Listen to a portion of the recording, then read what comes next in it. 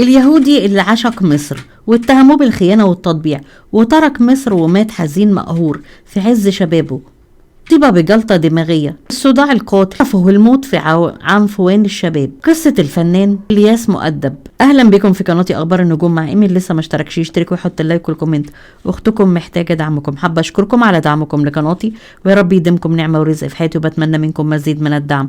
الحضور الراقي المحترم الفنان الجميل الياس مؤدب، اسمه إيليا مهذب ساسون، من عيلة يهودية، ومن مواليد 6 فبراير 1916 والوفاة 28 مايو 1952.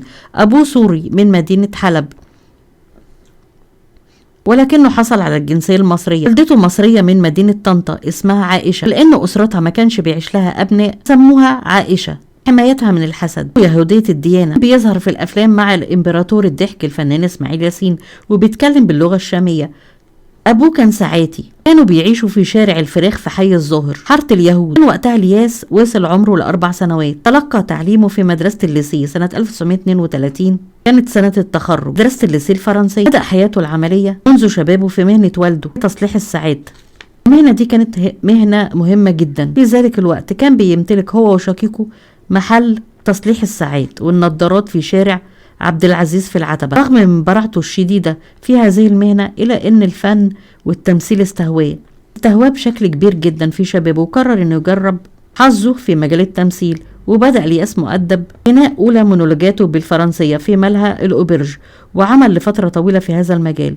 دي كانت ظاهرة غريبة بالنسبة لغير المصريين. ثم اتجه إلى الأغاني في الفرانكو أراب، وكون فرقة غنائية مع أخوه وأبناء عمه. تلك الفرقة التي جالت بشوارع عماد الدين، قدم المونولوج الكوميدي في الأفراح والملاهي. متوسطة الحال اكتشفوا الفنان الكبير بشارة وكيم، كان معاه إسماعيل ياسين، حول الرقاصة بيبة عز الدين اللي عمل بفرقتها بإحدى كازينوهاتها الموجودة في وسط القاهرة أعوام طويلة. انتقل بين عدة ملاهي ليلية، منها الأريزونا، حلمية بلس. اشتهر الياس مؤدب بطريقته المميزة في إلقاء المونولوج، فكان يقول أولا بالعربية، ثم يؤديه بالفرنسية، ثم اليونانية، وهكذا. لقى استحسان الجماهير في اختلاف لغتهم. وبالصدفة المخرج حسن الإمام، وأعجب بخفة دمه، أيضا خفة ظله. قدمه لأول مرة في السينما من خلال فيلم الستات عفاريت مع سوريا حلمي وليلى فوزي ومحمود المليجي وإسماعيل ياسين وزينات صدقي وحسن فايق وعزيز عثمان. الفيلم ده كان سنة 1947. وعلى عكس العديد من الفنانين، بدأ الياس مؤدب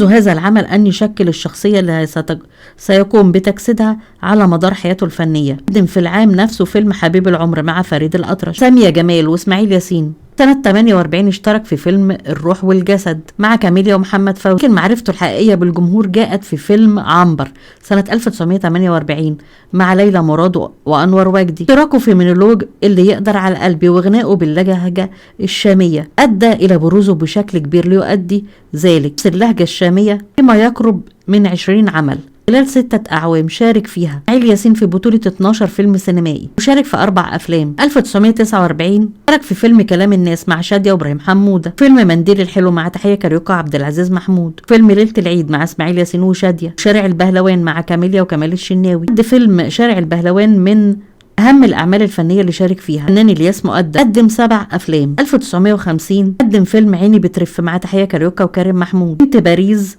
مع تحية كاريوكا وليلى فوزي، محمد فوزي، وست الحسن مع سامية جمال وليلى فوزي وكمال الشناوي، فيلم فلفل مع اسماعيل ياسين ولولا صدقي، ماجدة وحسن فايق، فيلم البطل مع اسماعيل ياسين وتحية كاريوكا، سيبوني أغني مع صباح واسماعيل ياسين وسعد عبد الوهاب، فيلم اسمه ونصيب مع عزيزة أمير ويحيى شاهين ومحسن سرحان. رغم من أن أصول والدته اليهودية، فضل الياس مؤدب بعيد عن السياسة سواء في حياته أو في أعماله. ولم يقدم أبدا شخصية اليهودي إلا مرة واحدة في فيلم البطل سنة 1905 مع شادية وإسماعيل ياسين، وده لما عمل دور راؤول صديق البطل. سنة 1951 شارك في 3 أفلام، فايق ورايق وقطر الندى والبنات شربات. سنة 1952 شارك في 5 أفلام، بيت النتاش والسر البير. أول مرة يتحط صورته على أفيش في الأفلام، كانت المرة الأولى والأخيرة في تاريخه. سنة 1952 في فيلم حلال عليك مع إسماعيل ياسين واستيفان رستي وعبد الفتاح القصري وعزيزة بدر. فيلم النمر سنة 1952 كان آخر فيلم ليه، كان مع نعيم عاكف وزكي رستم وفريد شوقي